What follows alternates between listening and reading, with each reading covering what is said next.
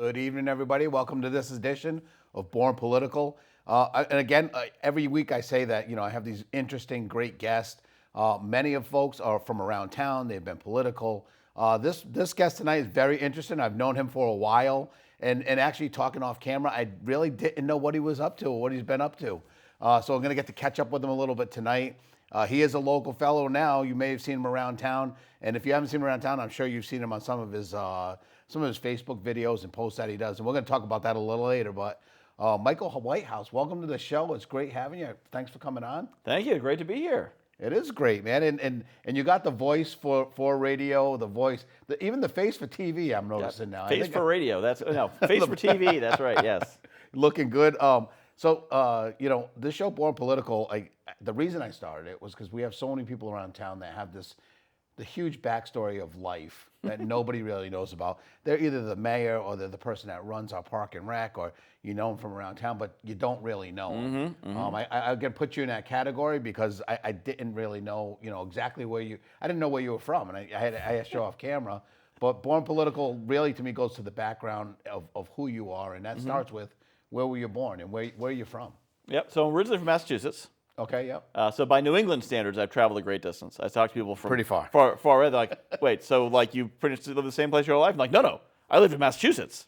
And I grew up outside of Boston. Yep. And then I went to college at UMass near Amherst and stayed there for 13 years. They're like, oh, so you stayed in the same place? No, there's outside of Boston and there's Western Mass. Yep. And those are not the same place at all. Yeah, you can't tell a Western Mass person that's the same. Yeah, he talks to very proud of. What's the area code there? I forget. 413. The 413. Yeah, they're very proud of that area code. Oh, you're from Boston? No. I'm from the 413. Yep. So you were born in Massachusetts? Born in Massachusetts. And then went to elementary. Did you grow up in the same town? Yeah, grew up in Framingham.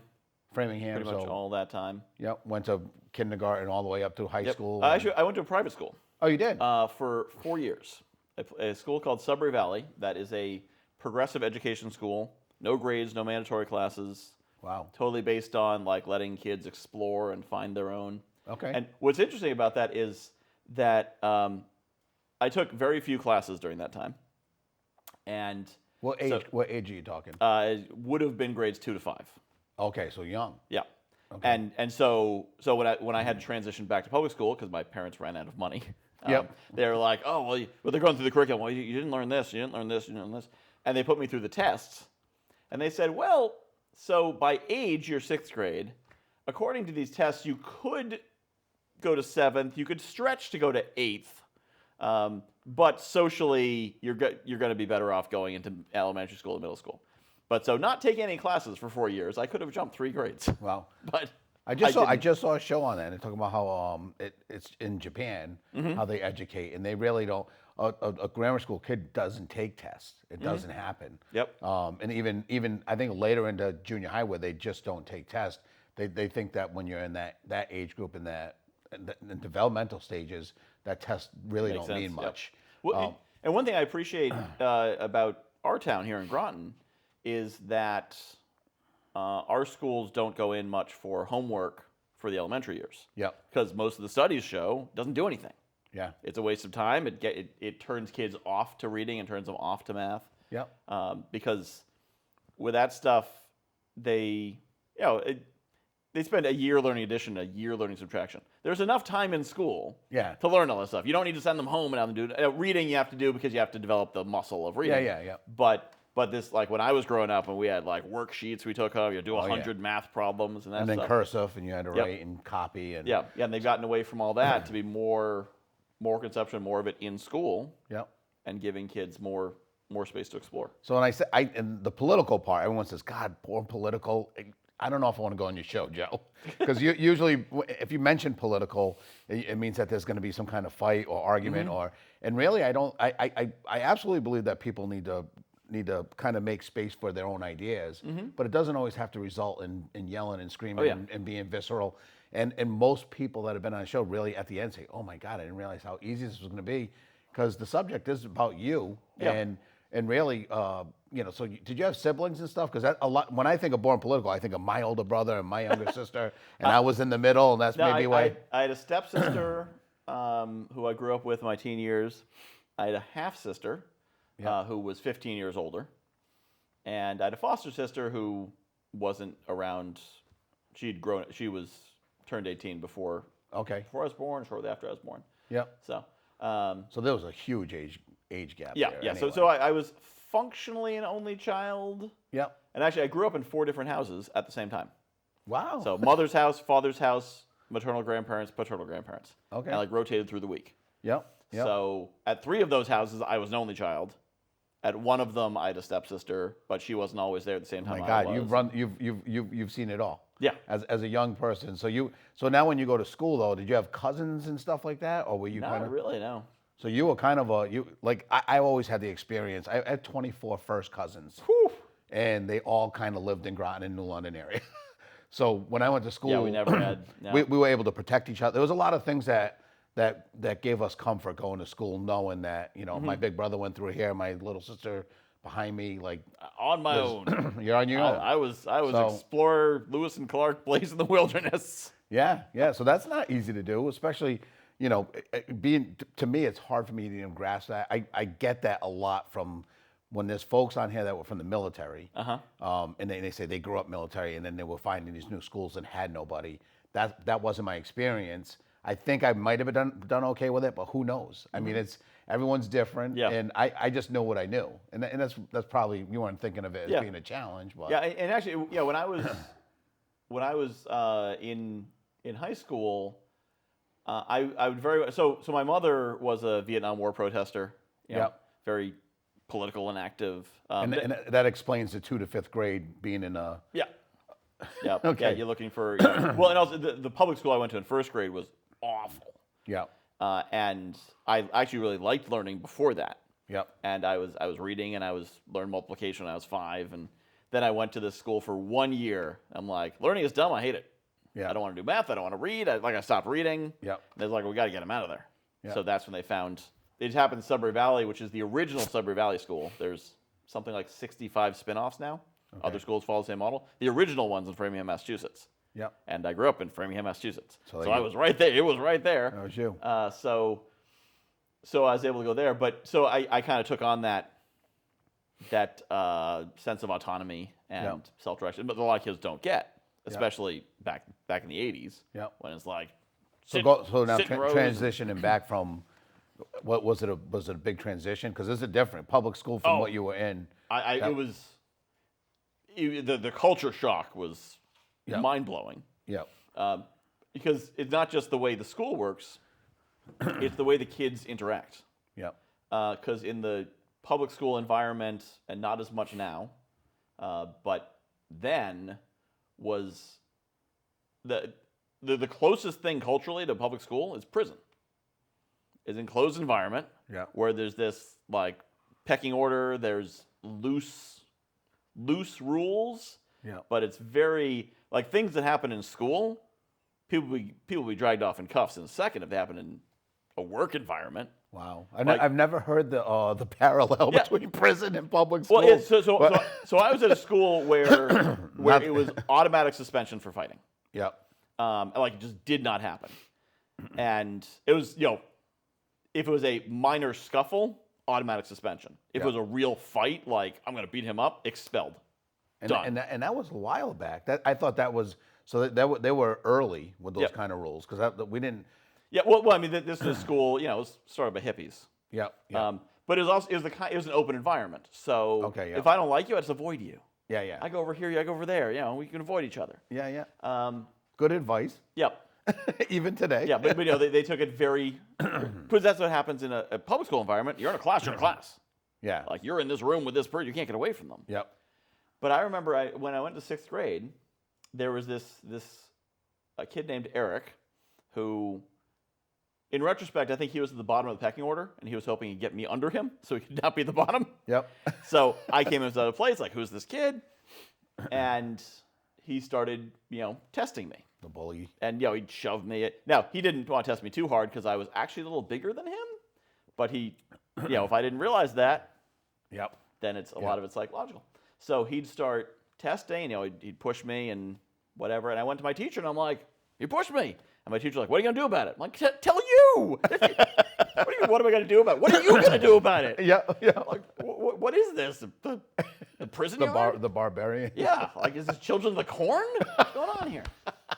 So, and he's like, well, you need to learn to stand up for yourself. Yeah. Like, what is this hell that I've been moved into? Like, I come to this place it is where vastly different. Yeah. And that's a big change. Yeah. Yeah. Now, me, when I was a little kid, like, I had a temper issue, and I would occasionally lash out and, like, hit someone. But again, they took it very seriously. Yep. And they forced that temper out of me, or at Okay. least I still have a temper. They forced me to control it. Yep. And to learn, like, that is completely unacceptable. There will be consequences immediately for losing your temper like that. Okay. Because, if you lose your temper at work and you slug someone, Yeah. you're fired. Yeah. Or at least you Anyway, should be. A couple other things could happen too, depending on how it all went. Yeah. But, Yep. you're fired, you're arrested, whatever. Yeah. And whereas in this school environment, and it wasn't a bad school, but like, a kid took a swing at me, and maybe they talked to him and said, you shouldn't do that. I was like, what? So I did learn to stand up for myself more. Turned out that it did not need to be a life skill. I only needed it there. Never again in life. Yeah. Well, public school will force you to, there is a certain element there that you're going to have to at one point, one time, and that's pretty natural. I mean, I think it happens. So anyway, so you now you've gotten into high school, and did you? I don't know. What'd you go to college for? I don't know. What did I go to college for? I got a degree in The economics. fun, right? Yeah. I got a degree in economics. And that's something that you thought of in high school, or usually when you pick something, either one of your parents did it, or Economics only requires 9 classes at UMass. So it was a lack of what you needed to. Yeah. You know what? I bet you a lot of people took economics degrees back in the day. Pretty big. And I find economics interesting too. Yeah. It's like, when you've studied economics and you watch the news, Yeah. you understand what's going on. Yeah. Often better than the reporters. Yeah. I guess. So it's really helpful to understand, like, supply and demand and Yep. aggregate demand and those concepts. So I'm glad I did. I started a business after college. I opened a game store, and people say, "Oh, you have a degree in economics. It must really help you." I'm like, no. A degree in business would have helped me. A degree in business teaches you how to make money.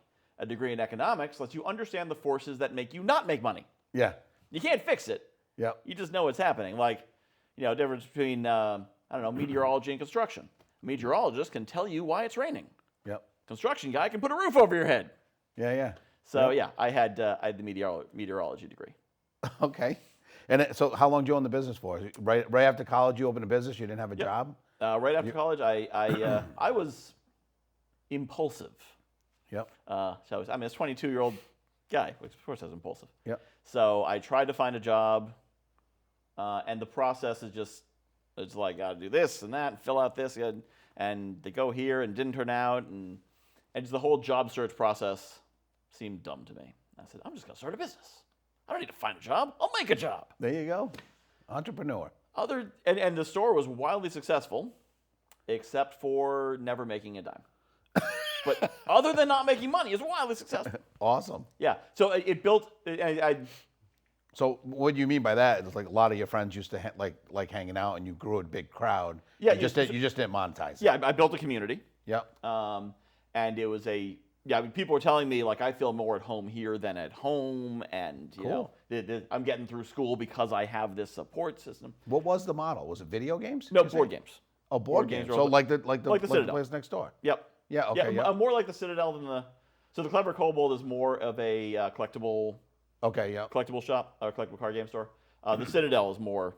The Citadel is, in my wildest dreams, I would have dreamed of being the Citadel, because the Citadel's been around since so long that Dungeons and Dragons was play tested there. Yeah. And it's huge and I think profitable, which is good. Not what my store was. But the Citadel is the closest to my store. But basically, I built a community space. I wasn't focused enough on making money like you need to be. Yep. And so it was solvent as long as you didn't have to pay staff, which meant I couldn't pay myself. So 2002, we opened the store. By 2005, I realized I need to go get a job. So the store, like, I don't want to close the store. Yep. But I need to eat. Yep. So I need to find a job. And so I called a community meeting of the store. and I invited the whole community together, and basically I was trying to weasel out of responsibility for closing the store. I didn't want to have to say, hey guys, I'm closing it. Yep. Like, I know it's really important to you, but I suck at making money, so sorry, we're closing. Yep. So I laid out the facts. And I said, here's the situation. The store makes enough money to pay its bills, pay the rent, keep the lights on, but cannot cover payroll, will never be able to cover payroll. Our model is just a failed business model. Yep. We made $50,000 in revenue a year Yep. for the store. Like, that just Yeah. could not pay someone. We'd have to triple our revenues Yep. to even consider paying someone. And I said, the only way this place can stay open is if you guys, the community, are willing to volunteer forever. Like, this isn't a temporary thing. This is forever. You're going to be, and everything that needs to get done, I can be around to help lead, help do orders, help do that stuff. But opening, closing, cleaning, packing, taking. So your inner taking hippie, Huh? your inner hippie is thinking now. Well, yeah, but it's more a matter of, I'm going to make, make an offer they can't refuse. Yep. I'm going to make an offer they can't accept. Like, how terrible is this offer? You're all going to work for free forever. This place can stay open. Who's going to accept that offer? Yep. Turns out everyone. I made this offer, and they said, sure, what do you need? Wow. I was not ready for that answer. Yep. Yep. And so now you've got a bunch of gamers. I don't know if you know many gamers, but I do. gamers I know tend to some be of them, yeah. opinionated Yep. kind of folks. You got a bunch of gamers who, for the last 3 years, have been watching this bumbling fool screw up this store and drive it into the ground. But they knew the right answer.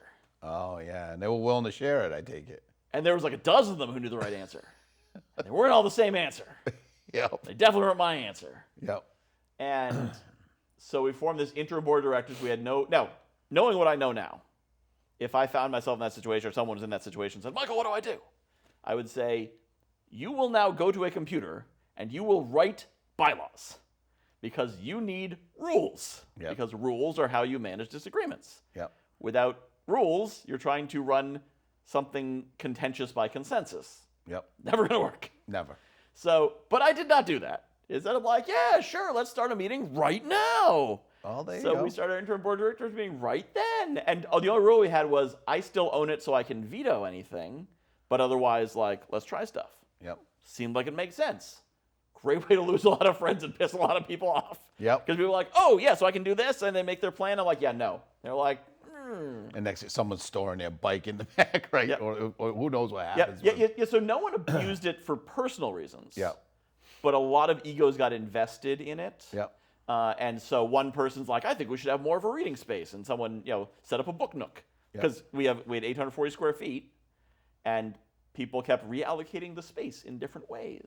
But what a lesson, though. I mean, Oh. really, when you think That I was mean, my master's degree right there. I just learned your lesson. Well, sometimes the best lessons are the hard ones, and Yep. they're learned. It costs as much as a master's degree, too. Yeah, right. same price. So, Yeah. So now moving on, so the store eventually closes. It sounds like, obviously, or So the next step, actually, was I was able to use these lessons. So usually you learn your lessons, you're like, I hope this happens again. yeah, With this one, the lesson was clearly we needed a governance structure. And after 3 years, this wasn't going to keep working because it was losing a little bit of money. yeah, So we created an actual nonprofit. Now, did we do it completely right? I don't know. But we were so small, nobody cared. yeah, So we created an actual nonprofit, transferred the assets from the for-profit corporation to a nonprofit corporation, had bylaws, had a structure, voting process. We had a weird rule in our bylaws that it required fairly high authorization to move any furniture in the store, which I was looking like, what? You can't move a table? This sounds like one of the Big Bang Theory shows. Yep. But the thing is, the biggest conflict was people would come in the middle of the night to rearrange the store. Yeah. Because they didn't want to argue with them. So you'd come in the morning, you'd be like, what the heck is going on here? Almost like Sheldon Cooper, like you don't sit on his seat in the couch. Like, yep. Well, because someone's like, okay, the gaming space should be in the front. No, the gaming space should be in the back. No, the display should be here. No, these should be. So learning our lessons, we had an actual governance structure. yeah, And officers and roles and an election process. And that was 2008. And that kept running, all volunteers, until 2018. wow, And survived the departure of the founder, which most organizations like that don't. I left in 2011. yep, It went on for 7 years after I left. wow. So that's one of my prouder. I would say that's a good Yeah. accomplishment. It's not like it's not a failure if you learn something. Yeah. Yeah. You know? Yeah. So like, it sounds like a joke when I say it was wildly successful, except for not making money. Yeah. But it really was. Yeah. Yeah. Like it benefited a lot of people. It did a lot for a lot of people. It So wasn't sustainable. you moved for a job then. Is that when you came down here? Or Yeah. when you- Yeah. So I was working for a life insurance company Okay. called American Income Life that sells to unions, credit unions, and associations.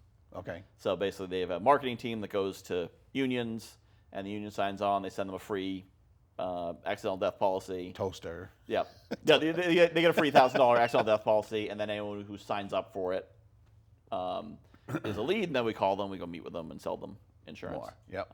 And actually, one of the things I liked about the job was these are people who did not buy life insurance for themselves. They didn't know how. They didn't know what it was for. Yep. And they were not making a lot of money. Yeah. So if they had an unexpected death, funeral expenses would wipe them out. Yeah. So I was selling them something they needed, but they didn't have a lot of money. And selling to people who don't have a lot of money is not a great way to make a lot of money. No, it's not. So the office was in Middletown. I was in Sunderland, which is about an hour and a half up I-91. And I thought if I was closer to the home office, maybe I would make more. This is the kind of thinking you have when you're working 80 hours a week and struggling. Yeah. And I thought, okay, so I'm going to move. I'm going to move to the closest big city I can think of that I've heard of in Connecticut. I didn't know anything about Connecticut. That's near the office. And so I moved to an apartment in Waterbury. Now, I did not know anything about Waterbury at the time. No. I now know a few things about Waterbury.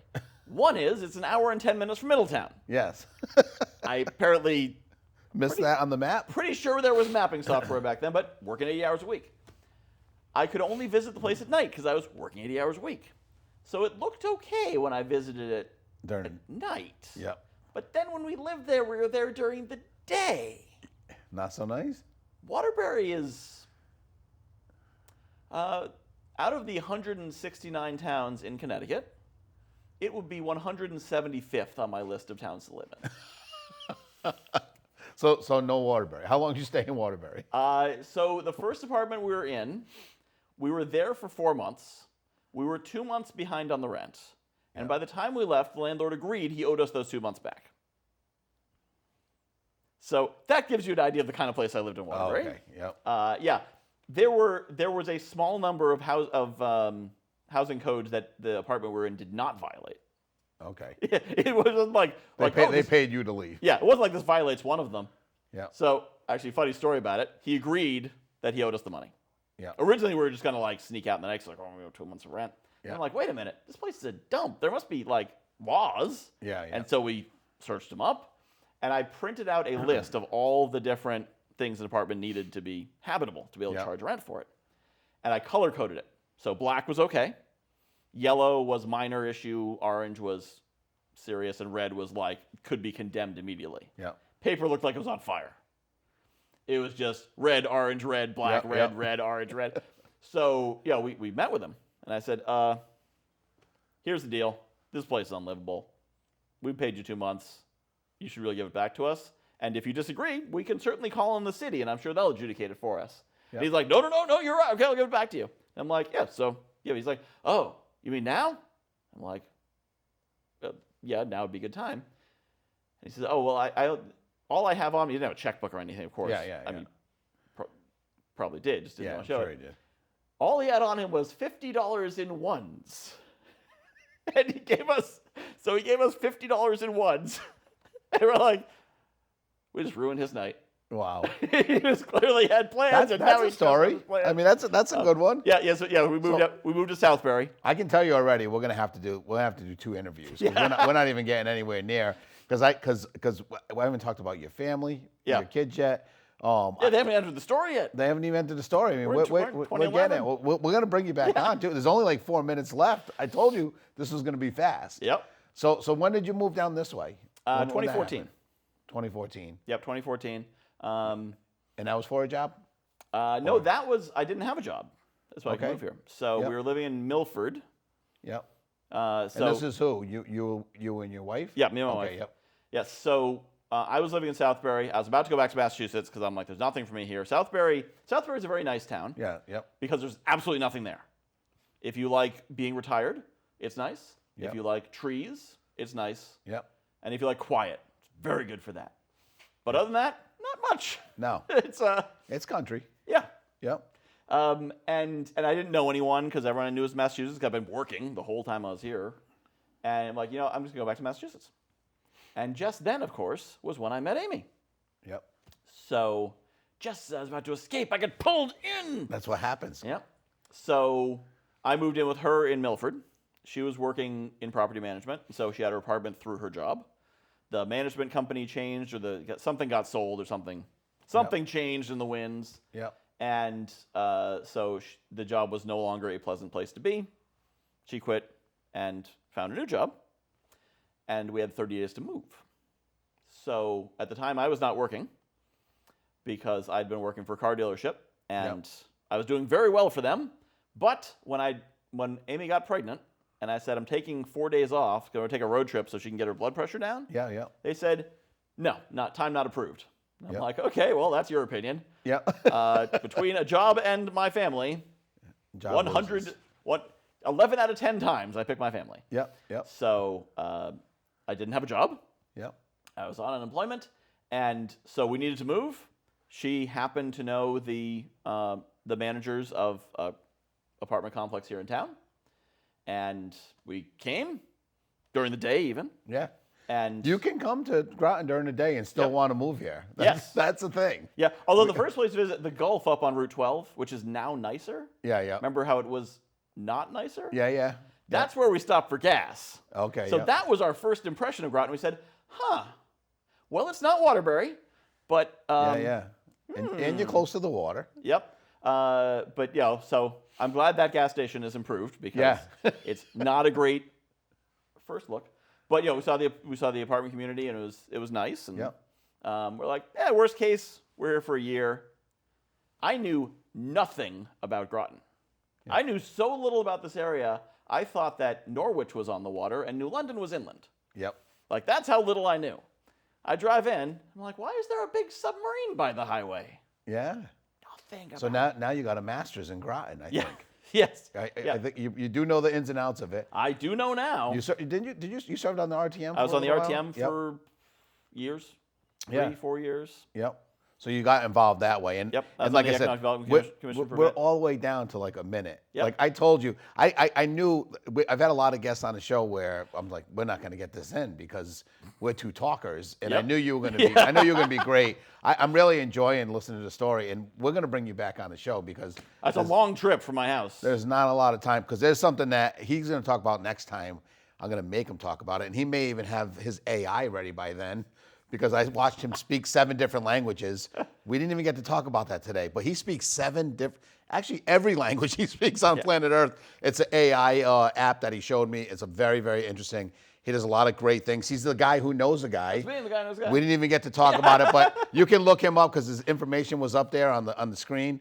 Folks, we'll see you next Thursday. I have another guest coming up. But we're going to get you back on the show, Michael, because I'm telling you, I was really interested in finding out what you're doing now. And we didn't have 29 minutes is not enough. But thank you for coming on the show. Yeah, and, thanks for having me on. Yeah, it was great, man. I'll see you on the next episode. All right. We'll continue this conversation. All right, guys. We'll see you next week. Have a good day. Stay warm. It's supposed to warm up this week, so it should be easy. All right, guys. We'll see you.